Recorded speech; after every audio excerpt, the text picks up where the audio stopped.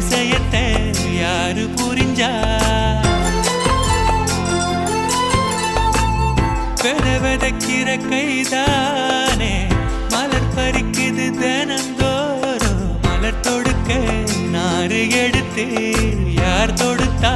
மாலையாச்சு